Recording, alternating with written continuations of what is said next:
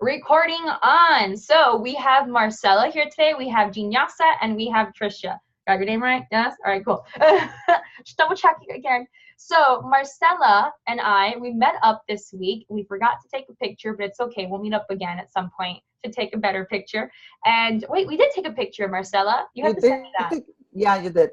Okay, yeah. Cool. So we'll share that picture later. And she had a women's circle, a New Moon women's circle, where it was so full that we ran out of seats. We were like in a little circle. Like I barely had meditation posture. I was like this.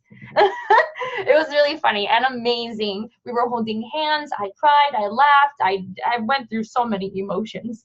I have been to a couple New Moon like festivals or rituals, and it was nothing like that.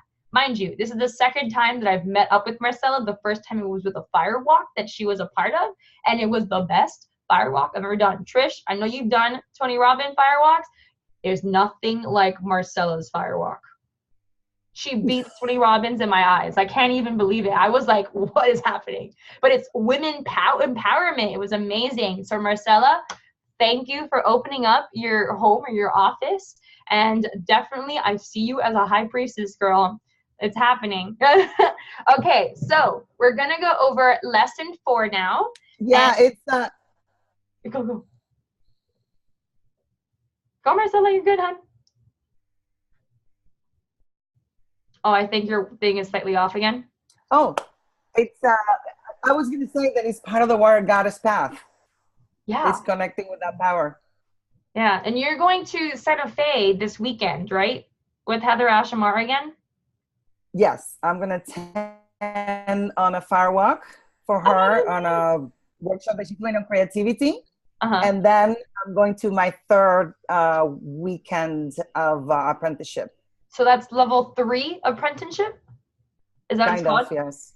Yeah, so you're done with level 2. I know you're doing something called Ignite soon. That's like a 9-month process for women live, right? Yes. And then you're doing... And it's based off the book. Yes. Oh, cool. And you're part of the fire walking with Heather Ash. That's in Mexico, right? And so amazing. Yes. And Teotihuacan and the pyramids. Yeah. And the Toltec stuff. I love Toltec. Every time I'm like hearing one of these things, I'm like, yes, preach. I love Toltec. A whole. Now I know what a whole means. It's like the amen of Toltec. A whole. Okay. Thank you, Marcella, for teaching me that. Okay. And then the 21st and the 23rd, you have another event coming up, another ritual coming up, right? At your place. Yes. The place that we're doing the New Moon circles now, it's a place that I got specifically to, the name is Light of the Goddess, and it's specifically to play and for women to come and, grow through connection, and it's really powerful. The circles are amazing. Yeah. So on the 21st, we are gonna have be part of the International Peace Day Global Meditation from Unify. Woohoo. And on the 23rd, I'm preparing a big ritual. It's the first time that I'm gonna do like the actual autumn equinox. That's gonna be amazing. It's definitely be amazing. I'm just saying. We're going from fire, from summer to autumn, which is water, and so we will go into emotions and planting seeds, and it's very beautiful.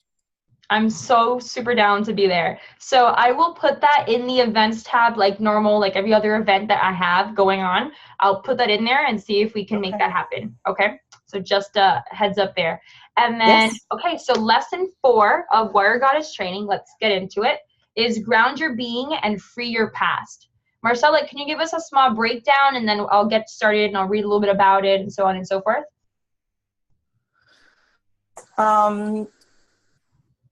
We just went through the first 3 lessons, which are the foundation of Warrior Goddess. We make the connection with life and whatever you're at. You start purifying your vessel. And then you start doing actual work. Warrior Goddess training, it's about action. Loving action, but action. And grounding, it's important because as you start moving and unraveling whatever is hindering you, whatever story you're attaching to, what agreements or beliefs you have, sure is gonna a little. So housing is the part where you're gonna feel safe in your own being, in your love, in whatever it's permanent to your strength in your inner in your inner goddess. Marcella, if I may, is it just me, or can everyone hear her kind of in and out? Hi, Jessica. Can everyone get her in and out kind of? Give me like thumbs up, thumbs down. Thumbs down. Okay, Marcella, if you could get on your phone, and then I'll kind of give them a small breakdown from here. Get on your phone if possible so we can continue on, okay? Okay. So, do your thing. So ground your being and fear your past. One of the first things that I highlighted automatically was called the electricity flows smoothly only when it's connected to the earth. I just started watching Better Call Saul, and in it, they talk about Saul's big brother. I forgot his name right now. If anybody knows, please put it in the chat. And he like believes in like EMS and like electricity. His house has no electricity whatsoever. Before you enter, you have to put the phone in the mailbox, and you have to like ground yourself before you enter the house. I think he's a little extravagant about it. But when I was reading lesson 4, I couldn't stop thinking about him. I was like, wait a minute, this is real stuff, right? We have to ground ourselves. I'm personally on floor 7 of my apartment complex, and I have to walk down at least once a day and like meditate on the ground because I don't like meditating up here all the time. It's nice here and there, I can do it, but it's so much better when I have like a tree on my back, right? So I thought that was interesting. And it talks about quantum physics. It talks about the toolkit.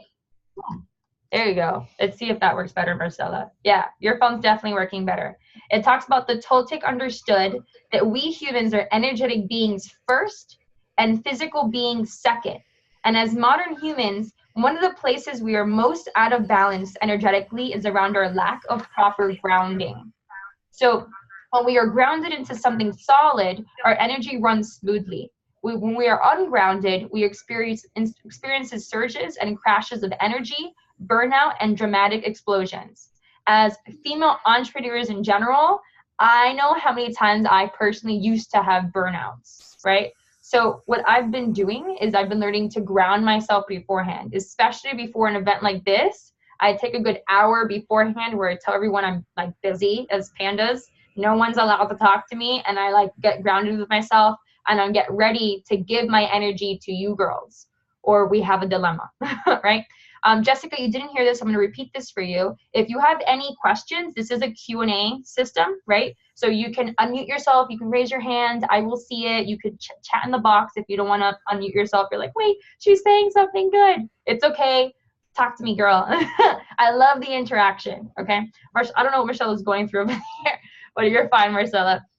So she starts talking about when you anchor your roots to something outside of you, you will never feel completely stable. So I think it was today or yesterday, I'm not even sure anymore, but I asked a discussion question in the Facebook group, which talked about where are you rooted, right? Your main root should be you, and then you can have other roots in your boyfriend or in your family and so on and so forth.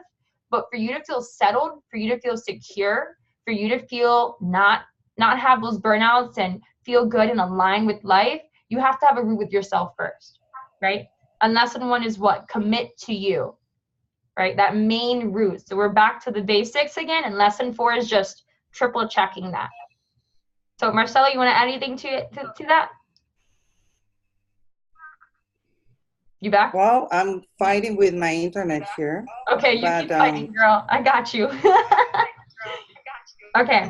So the next thing it talks about is releasing your own energies. And what I have here is the warrior goddess path takes awareness and merges it with action to create inner change. Because that inner change is that perception, right? We have a perception of ourselves. We have a perception on the world, right? And here it's getting us to see our limiting beliefs, just like we normally do in any other course or anything like that, and really getting them into empowering beliefs. And she does it in a very unique way. She gets our ancestors involved. She gets our roots involved and doesn't just talk about us as kids or children. She gets us talking about our whole DNA system before us. And I was like, what? Right? Especially, I'm American. I don't know if any of you are outside of America, but when she started talking about, how Mexico, they have like a whole day, Cinco de Mayo, right? Where they celebrate their ancestors. The Chinese, they have a whole other celebration. What do the United States people do? Oh, bless you. You're in 6 feet. Love you. We'll miss you. We'll have a picture of you up in the living room and bye. Right? I personally wear my grandma's ring every single day. People think I'm married and I tell them I'm married to me. Right? I'm not married with like another person, but I am married to me. And she was the first one to ever tell me that. Right? She was the first one, and she died when I was 5 years old, but I still remember her teachings from then. She wanted to pass them on to me. So that's an ancestor that was definitely truthful to me, and I still talk to her from time to time, and I may do a journal entry to her, right, every once in a while, just to remind me of those roots again. She taught me something as simple as cleaning my shoes, and if it wasn't for her, I wouldn't be cleaning my shoes. Right? That may not be part of my DNA, but it's something she definitely taught me. So luckily I still have both of my mom and dad, so we're good there. And I'm all about awareness and clarity. I don't know if y'all have noticed. By the way, big news. I just got herclarity.com. I'm working on like rebranding instead of just Jazz and Martin. I don't want my business to be about me. I want it to be about you girls, right? Her. So my thing is herclarity.com. And I'm trying to figure out what I want to do for her. So if you girls have ideas on what the acronym's going to be for, please help me. Please. I've been dying for the last 2 weeks. So far, my favorite has been Happy Entrepreneurs Read. What do you think? Thumbs up, thumbs down, maybe? Okay, we'll get there. Thumbs up. Yeah, I'm with you, Trish. I'm an about it. Thank you, hon. I appreciate it. But I'm about it. So we'll see. I'm working on it, but it's out there. So she wrote this, and Marcella, unmute yourself when you're ready. Awareness leads to understanding and clarity of what is working and what is not working. Clarity leads to taking personal responsibility to transform our old patterns and habits. Responsibility leads to releasing blame, guilt, and shame. And when we release blame, guilt, and shame, we are free to choose with gratitude which story we want to believe. Holy pandas, I just had an awakening. I'm going to share really quickly. So for the last week after Marcella's new moon that I went to, which was amazing, if I may say myself, right? She made us write down intentions, and she got us clear. Marcella, actually, can we do this exercise here? Do you mind? The yes or no exercise that you did with us? Please. Yeah. Take over. I love this exercise. I don't know into which thing to talk, but yeah, I hear you. You're good to go. Okay. The yes and no exercise has to do with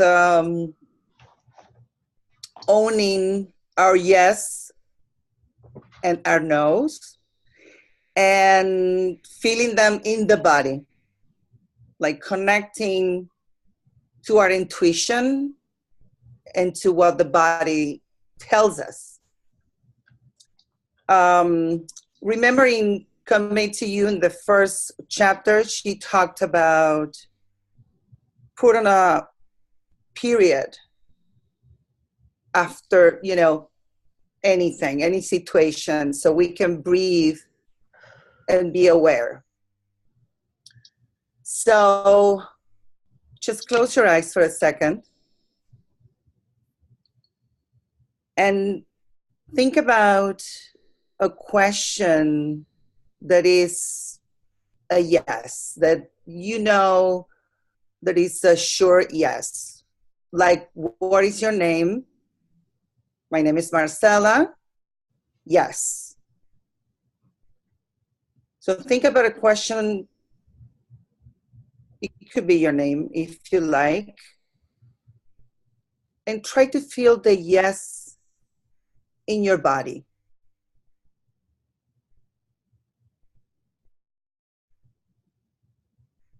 Try to pinpoint without thinking too much.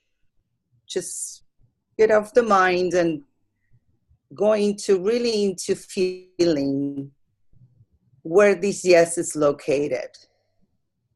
Where do you feel it?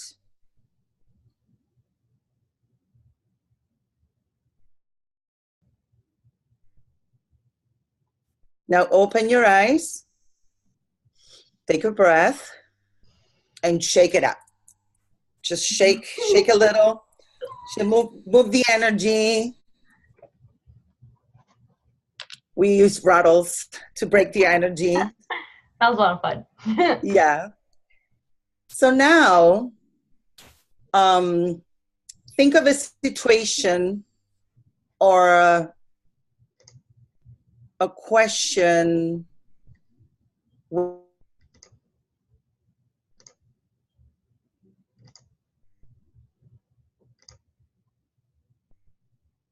Oh, she disappeared on us. Breakdown, wiggle wiggle, my version. So she wanted us to think of a question that is a no, right? Something that you know is fake. Something like, my name is Marcella. Obviously, nobody else's name here is Marcella, right? And see where that leads to you. So you can close your eyes again, and you could really feel where that no is. Is it in the heart, the throat, the gut, middle of your eyebrows, on top of you? I got you, Marcella. And notice most of the time it's going to be in two separate places. So for example, mine is for yes, I feel it right here in my heart. I'm like, yes, that's me, right? And then my no is like, I'm not saying it. And it's around my throat area. Some people may feel it in the same area and it'll say, yes, that's me. And they feel super open and hugging and kind. And then it'll be like, no, I'm not going to go there, right? So it could be in the same spot. A lot of times it won't be. And notice that it tends to be where your chakras are. And notice which one's stopping you. Marcella, am I missing anything? You're still getting cut off. I'm going to try really quickly unmuting your phone. Can you talk? All right. We're going to switch. We're going to switch up. Mix and match here. Okay. Oh, so much better. Wait. All right. Yeah. Mute your computer and unmute your phone's already unmuted, and then we'll continue. Yes. Perfect. Okay. So the reason I wanted her to go through that again is because I'm all about clarity, and that gave me major clarity. I was like, oh snap, I have something that I need to talk to with my boyfriend. It wasn't a great conversation for him, but it was for me. So, right, and it really gets you clear on where you are placed at that moment. And another question that she asked us, I wish I had that note. I do have that notebook on me. She asked us a question, and I'm going to get it out so I can even tell you guys my answer. She asked us, please pause while I find it. I'm just going to say it, and then I'll find it. She said something about feeling where your body is, like what's going on with your body in the last month, and knowing that your body is telling you something, right? So for example, for the last month, for the last 2 or 3 months, I haven't had grains, right? I got rid of grains for specific reasons, for health reasons, whatever it is. So I don't eat rice, bread, whatever it is, cereal, which I used to have cereal every morning, right? And I got rid of that. My boyfriend is a health coach, and he was going crazy on me that I was eating cereal, and he kept like throwing articles my way, and so I said okay. And I noticed that my body was craving grains, and I was like, I don't really eat bread all the time, so why am I craving it now that I don't have it? I know that grains turns into sugar in the body, but that's not just it. There's something else going on. Why is my body always asking for grains now? It doesn't ask for candy, right?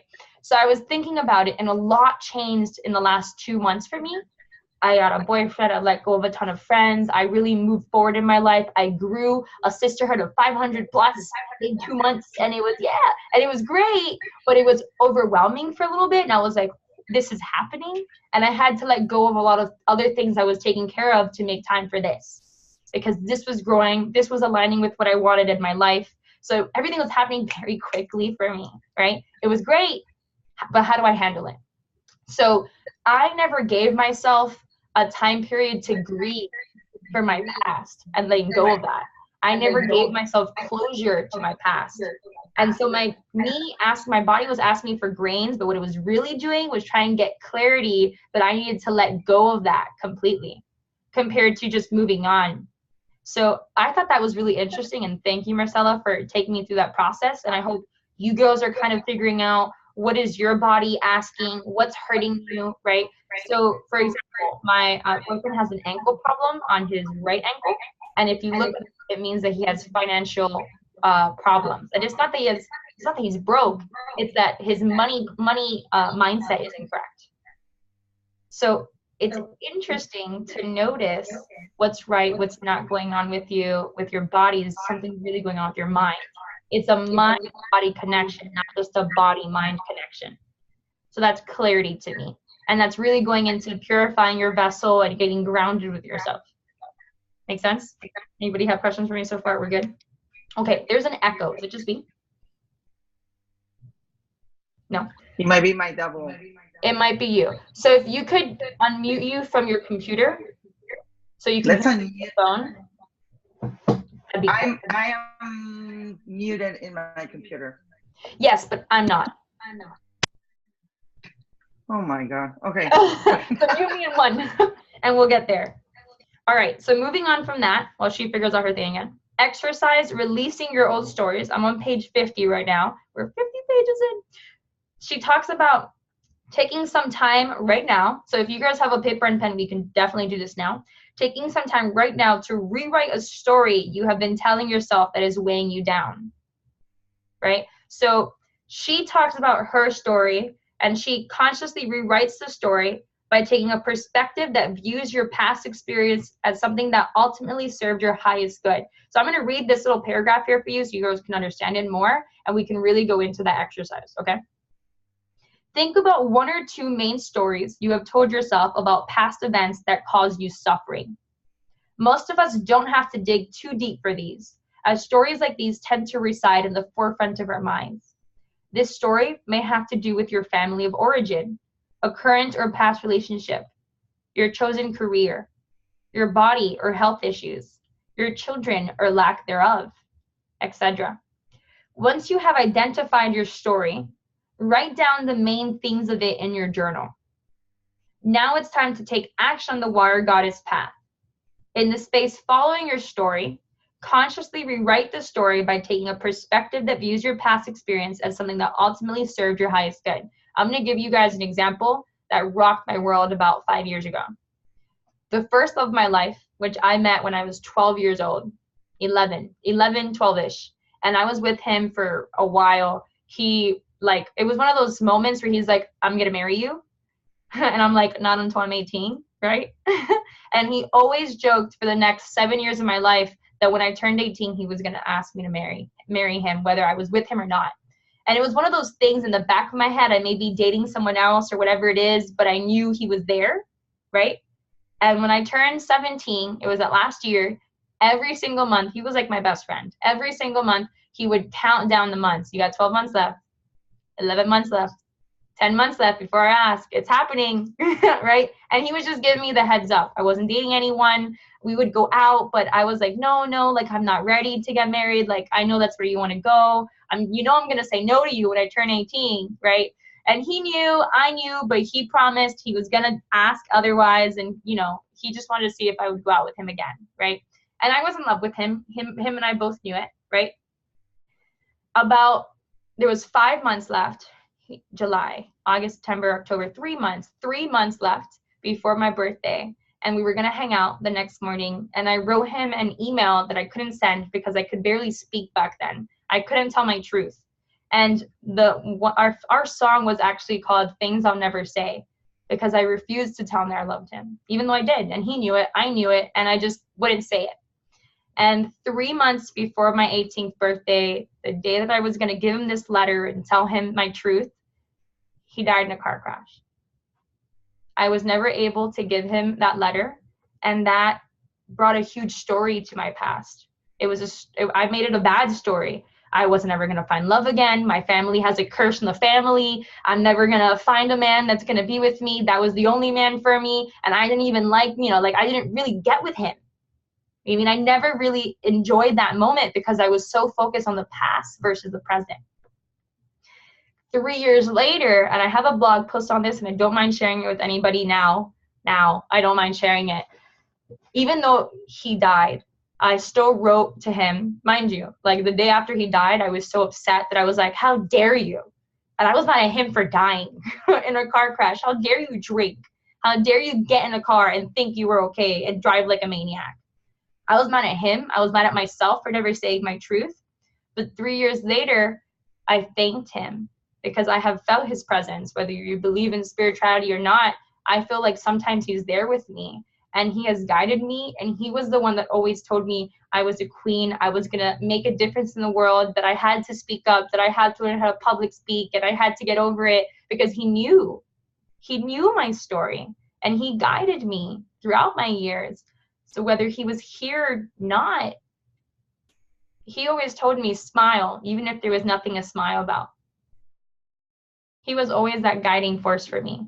So I changed my story, my limiting belief that I was never going to find a man, and I fell in love again, and I allowed myself to fall in love again, and now I have a new perspective on it.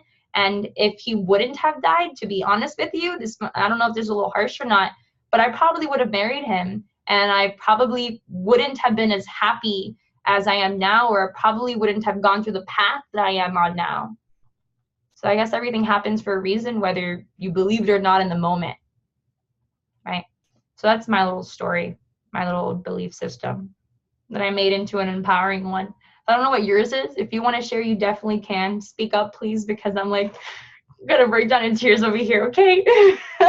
Marcella, help me out here. So that was exercise releasing your own story. If you girls want to take a moment and write down your own story and how maybe you could change it, you definitely can. I'm gonna pause the recording so I can talk to Marcella for a second, and you girls can figure that out, okay? All right, story number 2 for me. Damn, lesson 4 is a hard one for me. So it starts talking about taking responsibility for your family story. We're only on page 52, 2 pages later. And taking responsibility for your family story, it talks about, and I'll read it to you, the energetic pattern? The energetic pattern, or the sum of experiences that are stored in the body, mind, and emotions of your parents, grandparents, and their grandparents is passed on to you. So you receive all of their gifts and all of their baggage. Baggage includes any experiences from the past that your family is still unconsciously carrying around, like a heavy suitcase packed with fear, trauma, and unconscious agreements. We want to honor and nurture the many gifts of our lineage, and from a compassionate witness space, start cleaning up the baggage. So, if I may, as I mentioned the story about the first love of my life, and I mentioned I thought there was a curse in the family, that curse in the family has been going on for generations. I'll give you an example. I love my mother dearly, and I know she doesn't mind me saying this, but her first husband was a mass murderer, and he had many wives, and 6 months into being pregnant, the FBI showed up in her house, and he went to jail, and he's still in jail to this day.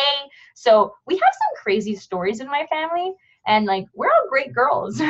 We follow the right path, and we just get all these, like, I don't know what's going on. So my entire family thought that there was a curse in the family, and that's what I thought when the first love of my life died, right? But at the same time, I got to realize, well, my dad's still around. Maybe he was an alcoholic when my mother was with him, but he's still around for me. So how could there be a curse in the family when there's still a man in there? We're all women, by the way. So this is why I wanted a women tribe. I was like, I'm used to women, right? And either way, there was a curse in the family, right? So really realizing that there was that baggage there, and that, of course, if something were to happen in a relationship where someone dumped me or I dumped them, or I didn't think they were right for me, but I spent years on them, that was gonna be my first thought. Make sense? Because there was that baggage in the family. They had me believing that since I was a kid, whether they believed it or not themselves. It was still there. It would break all the time. Amber! I'm gonna mute you, hun. Oh, I can't mute you. Why can't I mute you? Interesting. I hope that you don't make a lot of noise. Okay, there you go. All right. So just a heads up, we're going over taking responsibility for your family story and really realizing the gifts and the baggages that you have. So one thing that she brings up, and I think is friggin' awesome. Oh, I like this part. Before I say that other part. Now you might be saying, but that is my parents' baggage. Why do I have to clean it? That's not fair. I'm not responsible. Or you might feel my parents, uncle, sister, stepdad, mom, who you gave up for adoption, are to blame for ruining my life or making me the neurotic mess that I am. The truth is that if you discover that you are carrying forward the energetic patterns of old agreements or habits from your parents, alive or dead, that means they now belong to you and you are responsible for them. Responsibility is a wonderful word.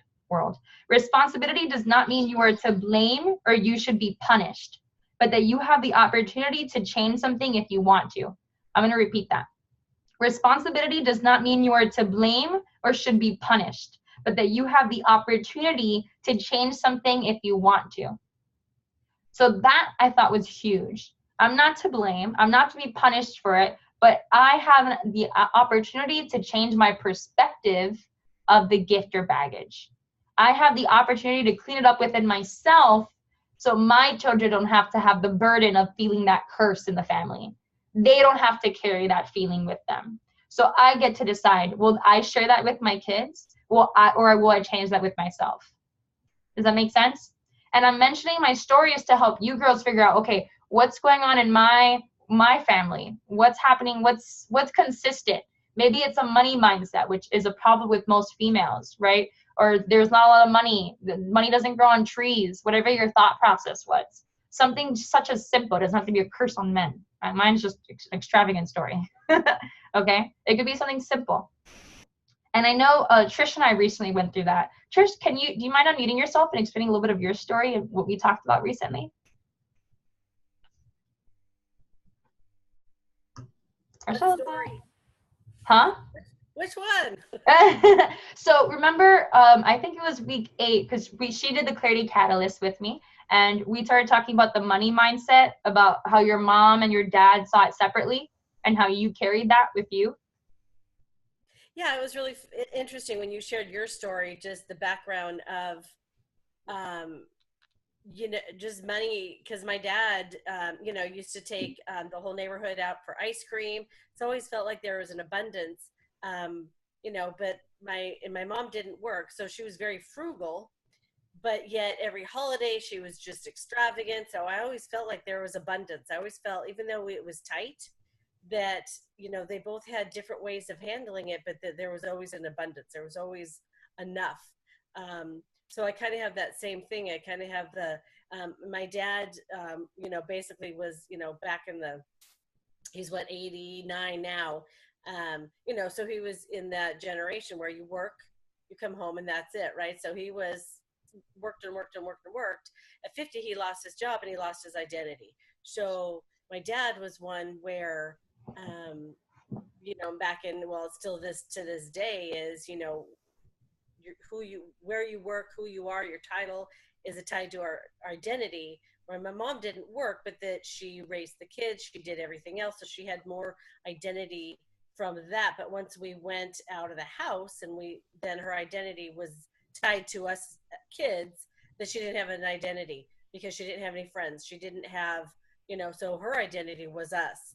So I learned that, my being is being a mom and giving and crashing. That's what I learned. And that's what I've been doing, and learning how at 50 to correct that, showing my kids at 18 that it's self-care first, fill your own cup up to be able to share, to, and then to be able to give, but you got to give to yourself first. And that it's not selfish. I learned that it was selfish. I learned that it wasn't okay to be myself. It wasn't okay to be. Yeah. Thanks, Trish. Anybody else have that problem where they give, and they forget about themselves sometimes? That happens to me to this day. I'm still working on it. All right, cool. Thanks, Trish. So I wanted her to share her story because it really touched upon me when she first shared it, and even now for that matter, that everyone has different money mindset problems, whether it's abundance, whether it's a single mom, whatever it is, but that's something that can easily be, shared forward. And you might not notice it, right? Something just as simple. Cubans have a thing where if they're having a fish, we cut off the head.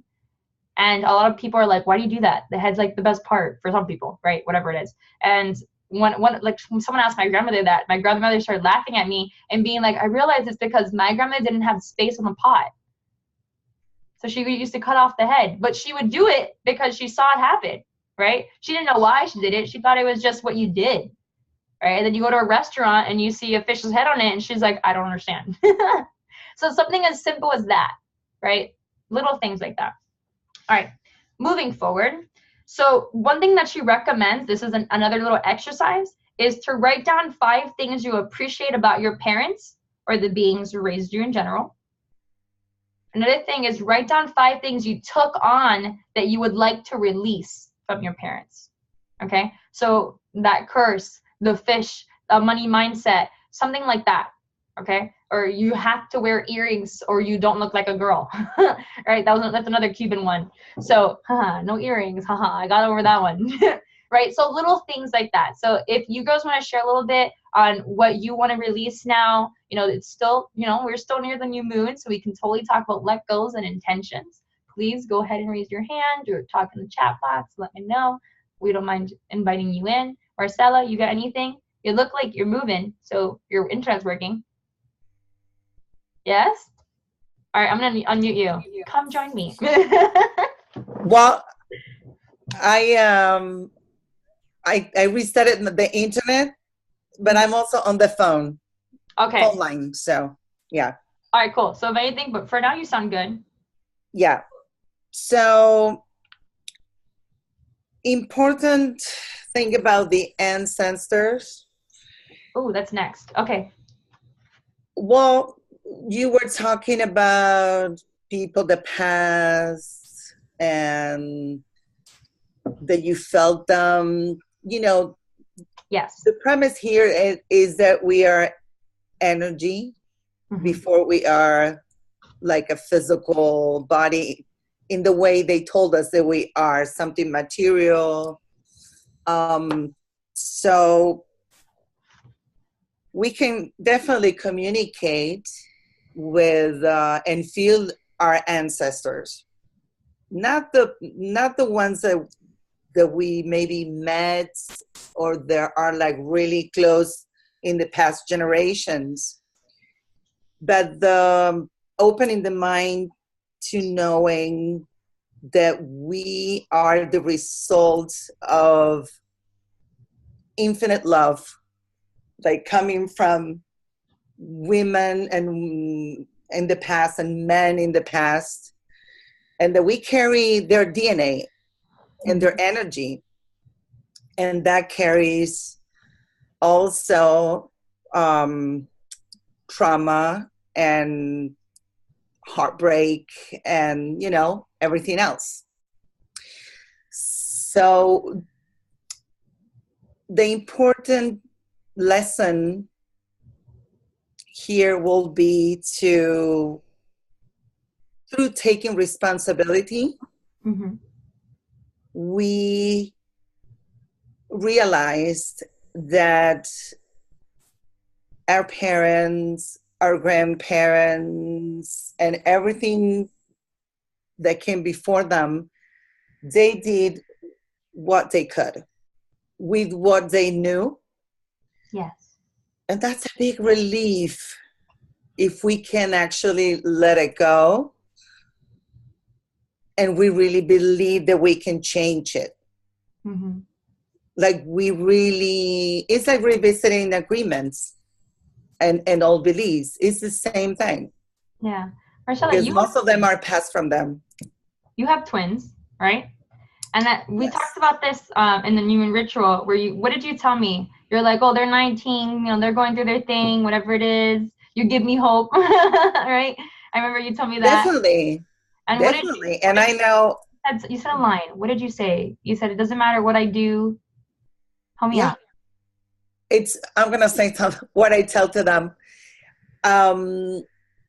I tell them that I will pay for the psychologist. That's the best I can do.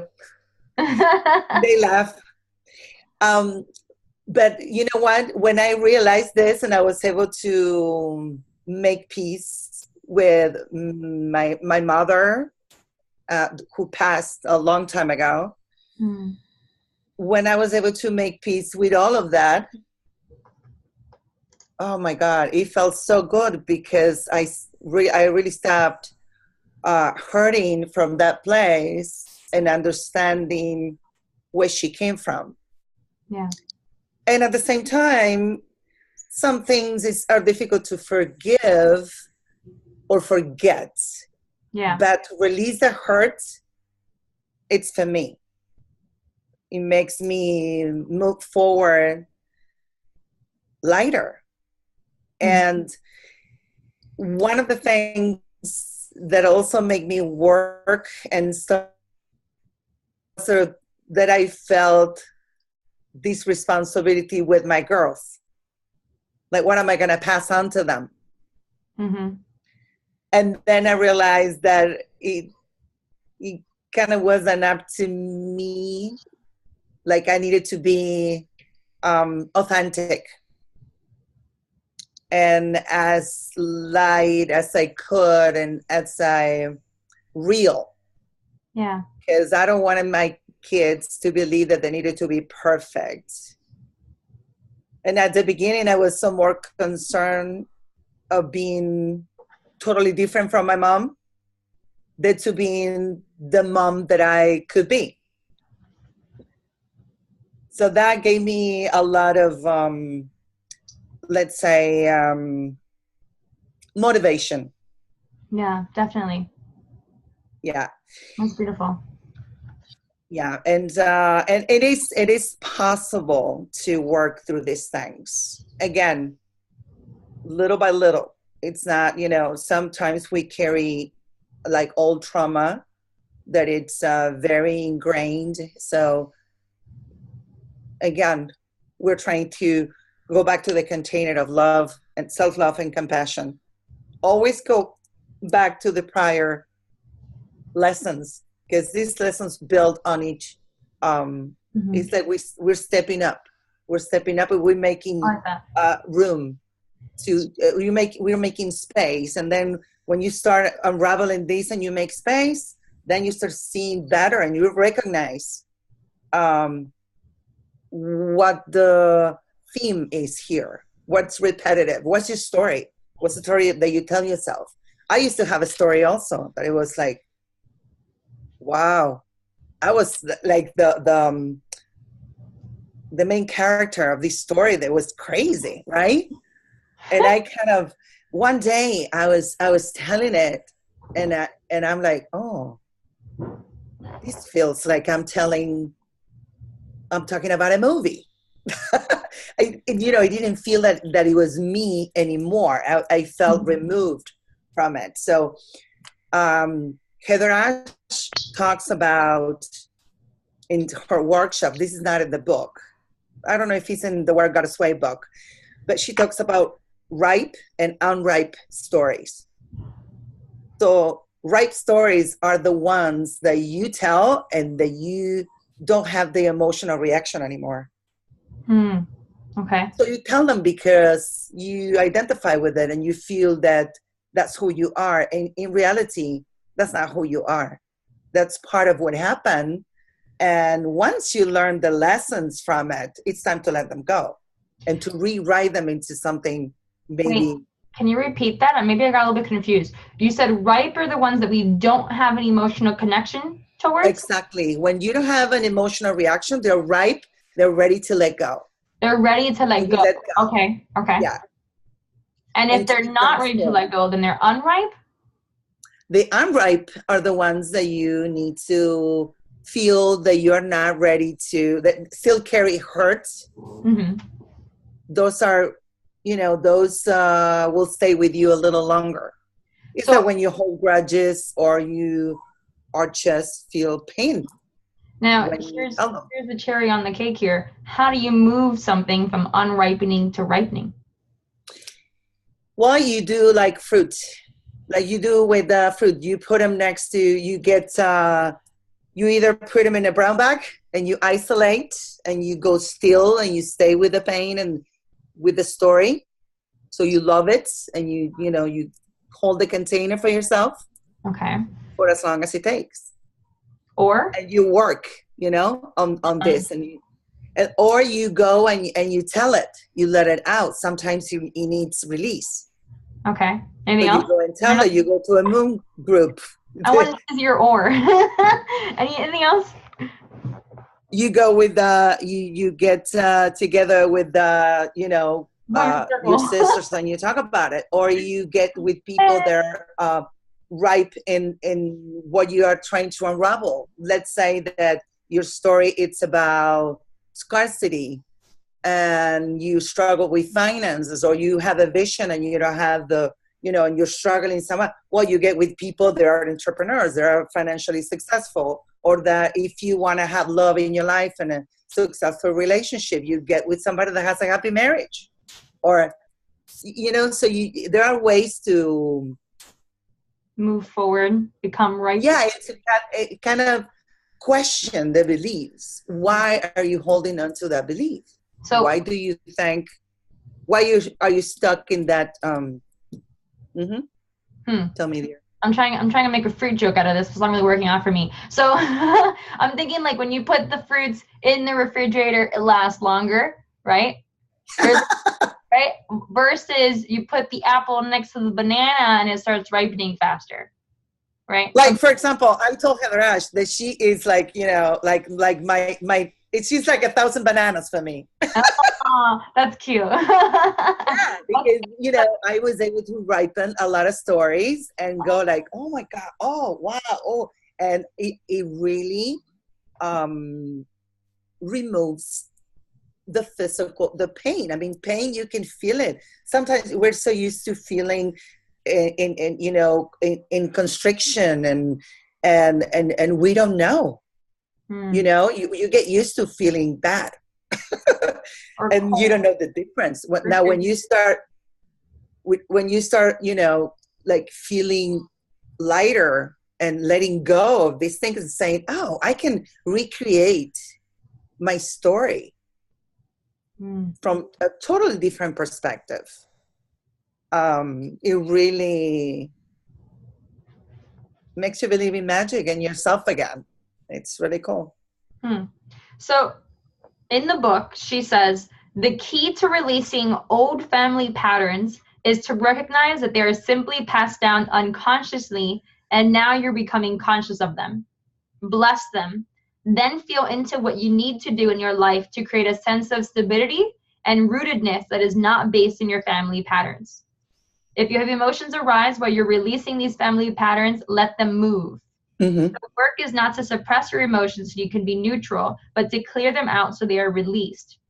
You do not need to go hunting for emotions. Let them arise as they will and express them in safe ways that will release them, not create more drama. I know that we talked about that in week 1, Marcella, like different ways to express. You talked about the 4 corners, right? What were the 4 corners again, just so I can know? Let's purify a vessel. It's emotions. Yes. The 4 corners are anger, fear, joy, and grief. Anger, fear, joy, and grief. So the 4 corners is saying, like, just go to a corner, feel that emotion, and then come back? Yeah. That's an exercise. Yes. That it's, you go and you feel, it's about putting the intention and knowing that you can change your agreement, change your beliefs, control your emotions, make them arise and recognize them in your body. And then, it's like becoming fluid and very aware of everything that's going on in each of your bodies.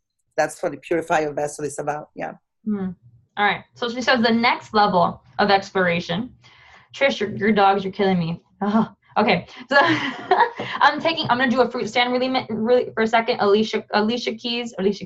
What's her name? Alicia Armstrong? I'm close. Okay, so someone's named Armstrong. If anyone knows about the keys to the kingdom, she talks about the fruit stand, how women, when men have a plan, women have fruit stands, right? So we'll be like, fruit stand, let's go over there. I want to go to Barnes and Noble. That's what my fruit stand is. I'm seeing the dogs. I'm like, fruit stand. Okay. So Yeah. and then Trish was laughing at me. Thanks, Trish. So the next level of exploration is to bring healing to your family's past.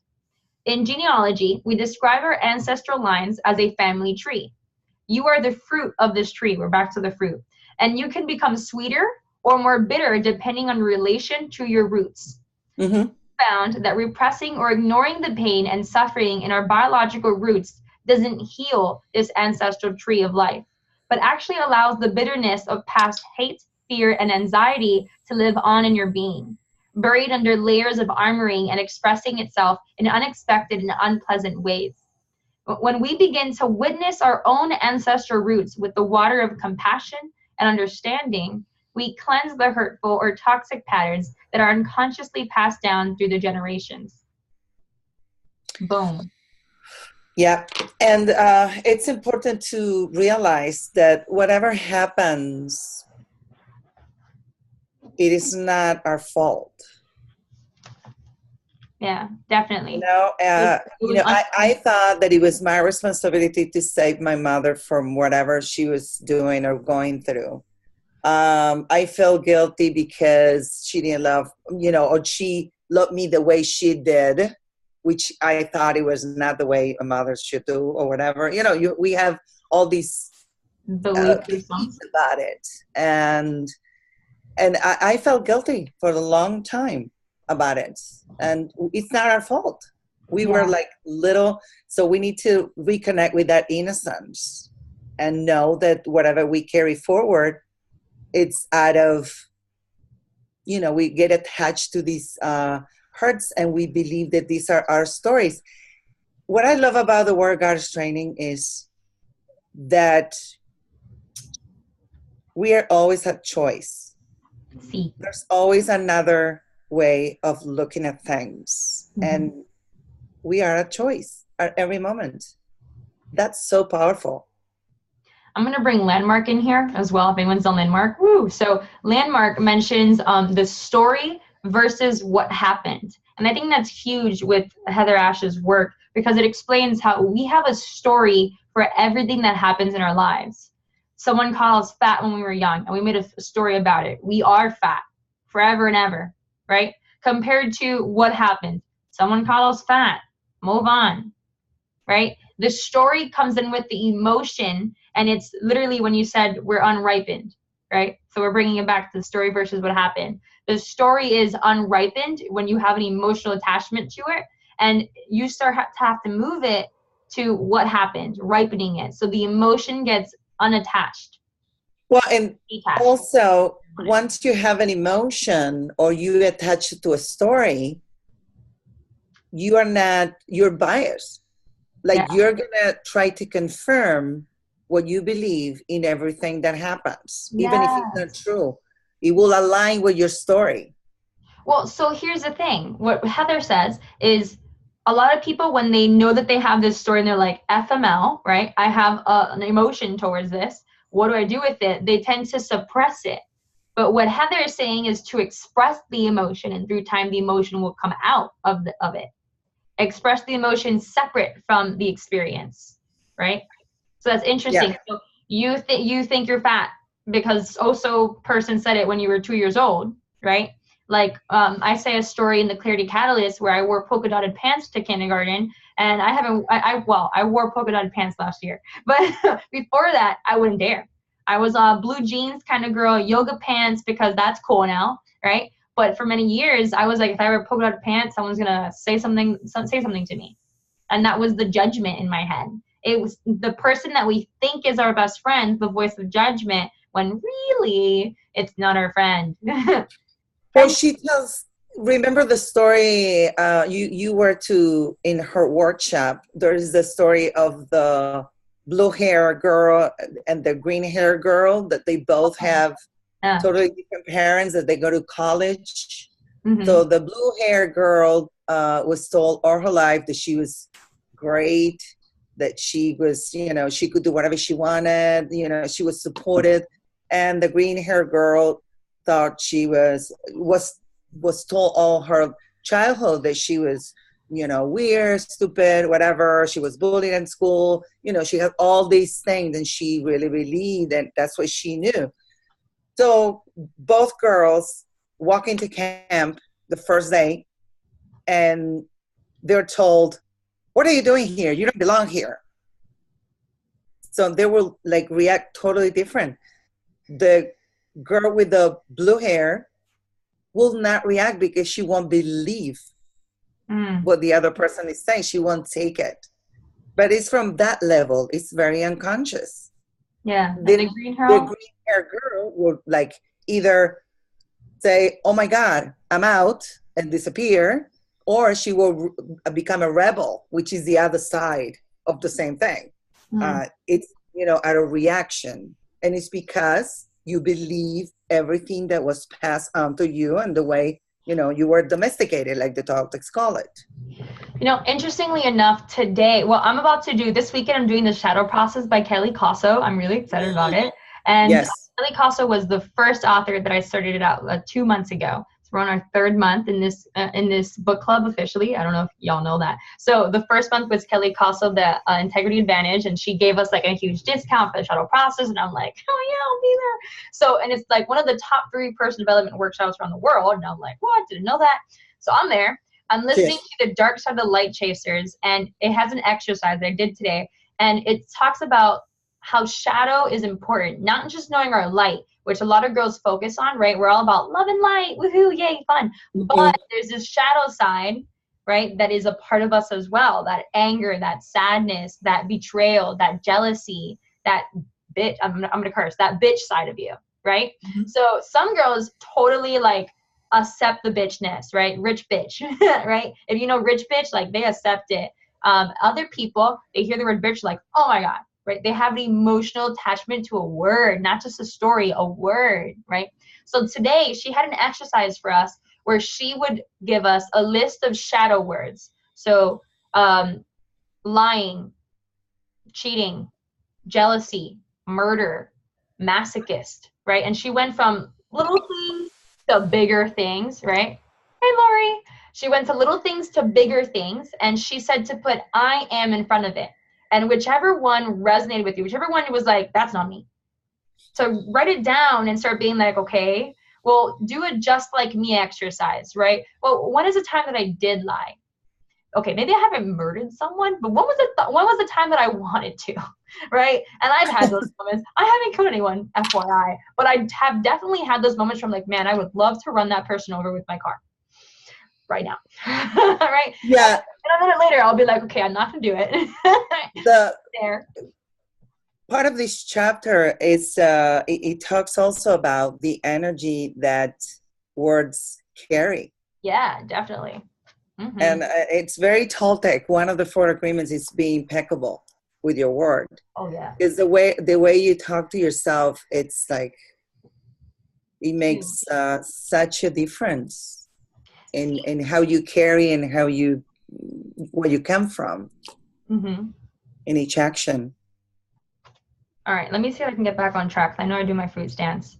So the last part of lesson 4, we're almost done. Bring the gifts forward by honoring your ancestors. So this is where, I found the thing. Okay, so she says, the Samoans bury their parents in their front yard so they can say hi to them every day. Mexicans have a joyous, colorful celebration each year, the Day of the Dead, and visit the cemetery to picnic with their dearly departed, bringing them food and alcohol. On their new year, many Chinese clean the graves of departed relatives, and many pray daily to tiny altars in their homes dedicated to their ancestors. Some African tribes are horrified at the thought of making a community decision without first calling the ancestors to get their support and advice. While it is fairly common to honor or even talk to immediate family members who have passed on, the idea of connecting with dead ancestors, especially dead people we didn't know or didn't like when they were alive, is not high on the priority list of things to do for many modern women. From a warrior goddess point of view, we welcome all resources, whether in spirit form or breathing. This sometimes takes a little brain rewiring perspective. We have to let go of believing that the only insight or guidance relevant to us comes from the living, and also have a willingness to forgive and choose to look for the good in those who have passed. So she actually mentions, you know, she did like a thing about what her mom gives her, what her dad gives her. So I'm going to read that really quickly to give you guys like a little idea.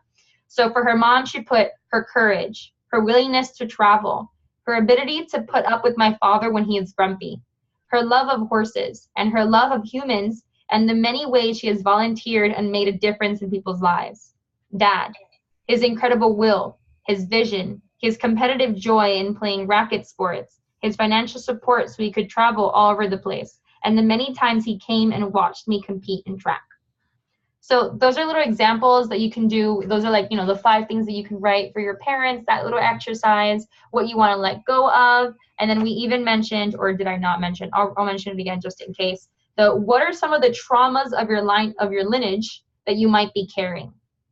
What did your grandparents or great-grandparents experience that you might still carry forward in your energy body?